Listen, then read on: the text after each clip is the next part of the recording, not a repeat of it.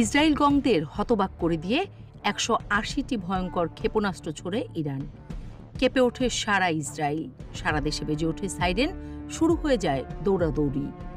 অপ্রতিরোধ্য iron ডোমও আটকাতে পারেনি এমন অতর্কিতে হামলাকে। পরে দেখা যায় ইসরায়েলের ভূখণ্ড বিদীর্ণ করে যেন বিশ্রাম নিচ্ছে ইরানি মিসাইল। এ দৃশ্য দেখে তাণ্ডব বনে যায় বিশ্ববাসী।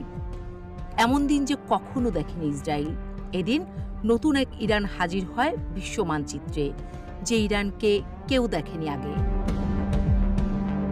গেল অক্টোবরে ইসরায়েলে এমন ভয়াবহ আক্রমণের পর ইরান জানত যে পাল্টা আক্রমণ আসছে।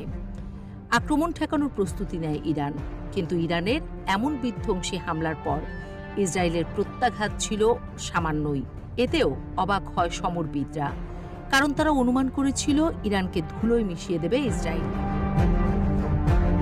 বিশ্লেষকরা বলছেন ইসরায়েল গং আসলে লাগতে চায়নি খামেনিদের সাথে, কারণ দুনিয়ার সেরা গোয়েন্দাদের কাছে খবর আছে যে ইরানের হাতে চলে এসেছে সেই জাদুর ডিম, যে ডিম ফাটলে উড়ে যাবে নমরুদের দল। এবার গুঞ্জন উঠেছে ইসরায়েলে আবারও আগের চেয়ে ভয়ঙ্কর হামলা চালানোর প্রস্তুতি নিয়ে রেখেছে ইরান। শুধু একটা হুকুমের অপেক্ষা, আর দরকার একটা উপযুক্ত কারণ। তাই সময়ে সময়ে চালাচ্ছে মহড়া। গাজায় হঠাৎ ইসরায়েলি হামলায় সম্ভাব্য সেই কারণ খুঁজে পেয়েছে ইরান, কারণ ইয়েমেন আর গাজা থেকে শুরু হয়ে গেছে হাইপারসনিক হামলা। আর সবাই জানে হামাস ও হুথিরা ইরানের যেন পালক পুত্র। ইরানের কথার বাইরে এক পা নড়ে না তারাই আবার হাইপারসনিক ক্ষেপণাস্ত্র ছুটছে ইসরায়েলে, যেগুলো আবার ফাঁকি দিচ্ছে আয়রন ডোমকেও। আবারও বাজছে সাইরেন, আবারও সেই দৌড়াদৌড়ি। বিশ্লেষকরা বলছেন সেই সময় হয়তো এসে গেছে।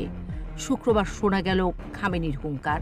বললেন যুক্তরাষ্ট্রকে জানতে হবে ইরানের বিরুদ্ধে হুমকির ভাষা কাজে আসবে না। তাদের ইরানি জাতির বিরুদ্ধে কোনো খারাপ কাজ করা থেকে বিরত থাকা উচিত, অন্যথায় তারা ভয়াবহ পরিণতি ভোগ করবে। যুক্তরাষ্ট্রকে ইরান ছাড়া এমন করে কে কবে বলেছে? এর চেয়ে স্পষ্টভাবে আর কিভাবে বোঝাবে ইরান? ইরানের সুউচ্চ পর্বতশ্রেণীর নিচে এক রহস্যময় জগৎ বানিয়ে রেখেছে ইরান। বলা হয় এসব স্থানে এত পরিমাণ অস্ত্রের মজুদ রেখেছে যে সেটা কেউ কল্পনাও করতে পারবে না। আন্তর্জাতিক পরমাণু শক্তি সংস্থা বলছে ইরান পারমাণবিক অস্ত্রের খুব কাছাকাছি।